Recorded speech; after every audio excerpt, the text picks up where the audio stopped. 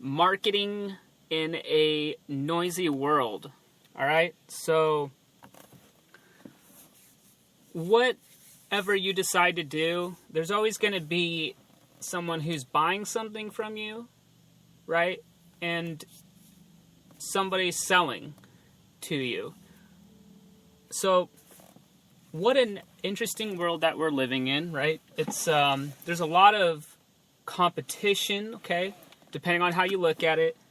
And there's also a lot of technology that's getting in the way. People are using their smartphones a lot. And that right there is going to be one of the main focuses in the next 10 or so years, maybe even less, because of the introduction of virtual reality, and a lot of people are looking towards the future, and they're marketing to people who are using the smartphones. If you just look around, you can see a lot of people are always on their smartphone, and how do you get your message to them? So, the use of desktop computers is what I think is going to be something of the past.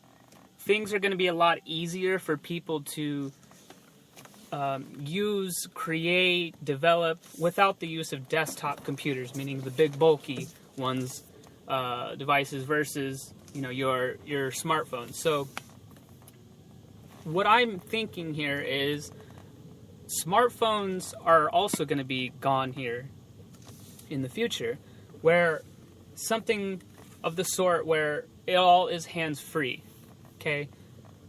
When I talk about hands-free, I mean that people will not be holding a cell phone in their hand anymore to place calls, to do their business.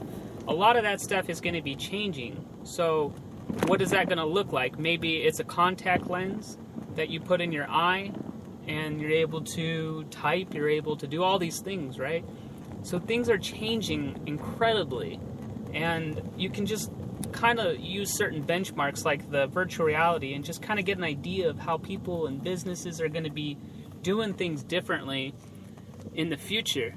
With all of this going on, it's how do you market to people? Well, you just need to see what people are doing when they're going out and they're being around at a bar, or they're just figure out where they're at, what platform they're at, and market to them the best you can. Social media, I recently was watching a video, and it was on YouTube, and it was Gary Vaynerchuk talking about how people are always on social media. And I thought it was interesting that that's one way to market to people, right? People are always sharing that's what they do. They like to take the whole selfie thing. It's on the Snapchat. So they're on different platforms. Certainly, they're on different platforms. So how do you market to them? Well, maybe it's a product that you want to give some marketing efforts towards, and maybe it'll pop up on their social media channel or something like that as they're scrolling.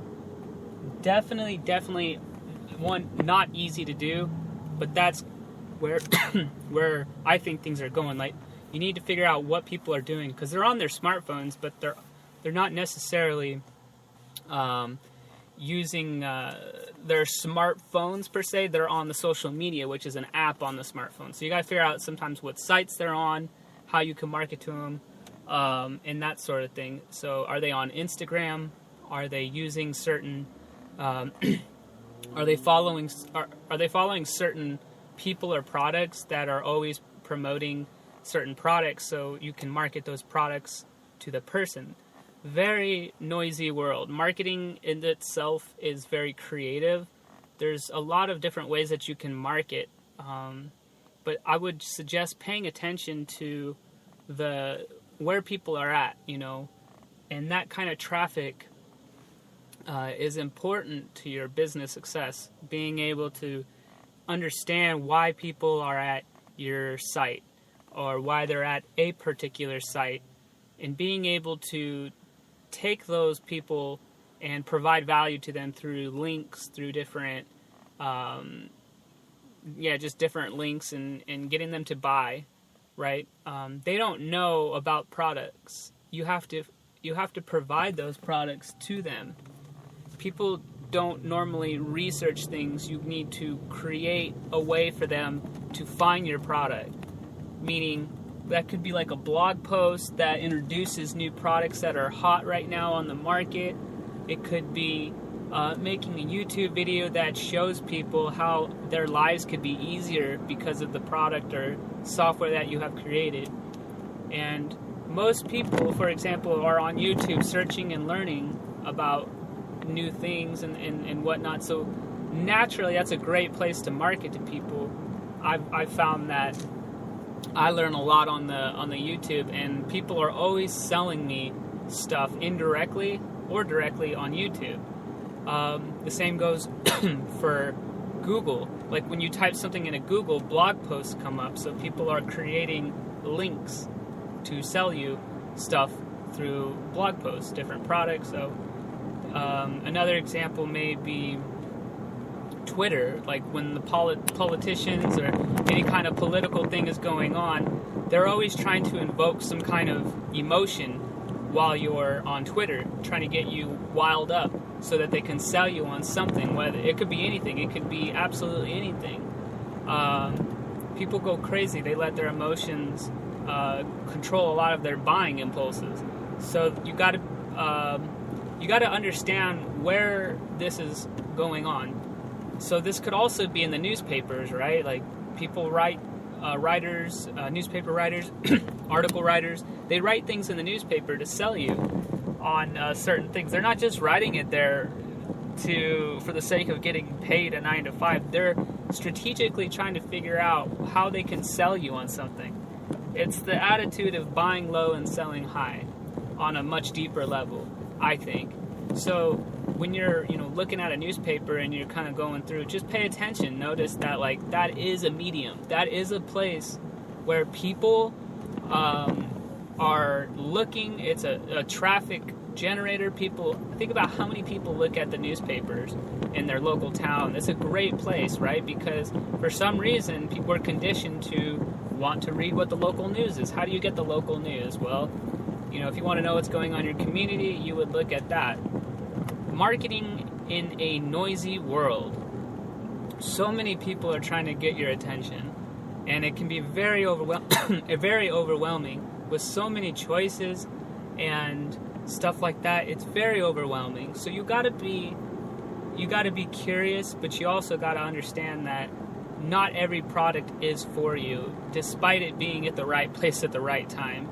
I've noticed lately, I thought it was kind of funny, last night I was thinking to myself, I always get video recommendations on my YouTube that are at the right time and at the right moment, and when I need it most. It's like people that I'm subscribed to create videos for me when I need them most. And they're creating it instantly. They know what I'm looking at, and so they're able to create and stay on top of what they're doing. I just think it's really, things are changing a lot right now, and it all depends on where the website that you're on, what website you're on. It just depends on where you're at. People are always trying to market, and actually in some countries, I forgot what it was, it might be somewhere in South America, but advertising is actually illegal.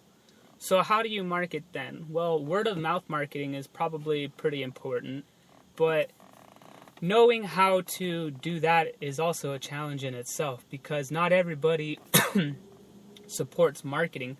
Actually, I'm not even sure if China allows marketing. I could be way off, but I don't know. So how do you do that? Well, I don't know. I suppose that you can't just hand out flyers or anything like that. I'm not really sure. Maybe it's to preserve the environment or something like that. But the point is, especially here in America, we do a lot of marketing. We're always trying to get people in. We're using different loyalty programs.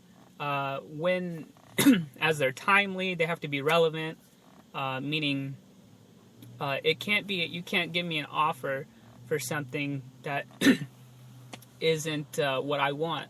So, for example, I got a Starbucks card today. and it was to get me back in there, right? To get me back in the store. It's like a stamp card. One of those things would be very good because the offer was for a free breakfast if I come in the next 5 or so times to get my card stamped. So that would be relevant. That's relevant to me because I eat breakfast from time to time at Starbucks. And if it's timely, it means that the message is they're giving me the card right after I leave or make a purchase.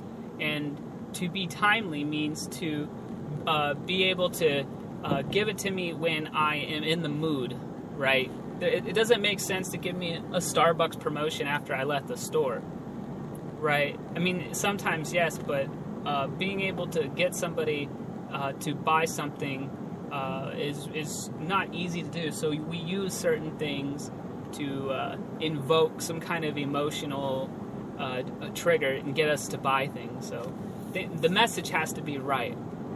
What messages look like, they vary from channel to channel, right? So if it all depends on what people are really wanting and needing. I've seen so many different ways to figure out what people want. Like this is on the topic, I suppose, of what kind of products they want. When we're talking about different kind of products, it just really varies. And if you're on like Facebook and you're scrolling through that whole thing, and then people say one person is looking at cars. So if they're looking at cars, then you want to go ahead and advertise something related to cars. It could be a tire. It could be just about anything related to vehicles. But getting specific also really helps. And it has to be relevant to the kind of car that they're looking at. So today's podcast episode is in 2017. All right, early 2017, like January, February. So things are going to be changing a lot, right? How we get these advertising messages are just going to change so much. They're going to be everywhere. They're going to be on your phone. They're going to be very digital. So when you're driving, if you work for somebody else and you're going to a company and you drive there, they're going to be on the roads. Nothing too distracting, but it's going to be in your office. I've seen it, like especially the whole corporate America thing where people are just being advertised to death, like even at their job. And I don't know. I would say, again, as a consumer, you just want to protect your mind as well. It's very noisy, so being subtle as possible always helps. You don't want to come across as some hard selling thing. Most of the time you're just selling the lifestyle, and people with hobbies naturally they want to buy things. So selling to people who have hobbies is very effective. So yeah, just something to think about. I've been doing these podcast episodes for like over 4 or 5 years now, and I'm just really enjoying talking with you and like kind of getting. I don't know what you're going through in life. I don't know where you're at or if you follow any of the things that I preach, but being able to hustle and be an entrepreneur is something I value very much. So I don't know what business you're doing. I don't know if you're doing real estate. I don't know if you're doing websites, internet. I don't know if you're doing something brick and mortar where you have your own franchise. It could be absolutely anything. I don't know.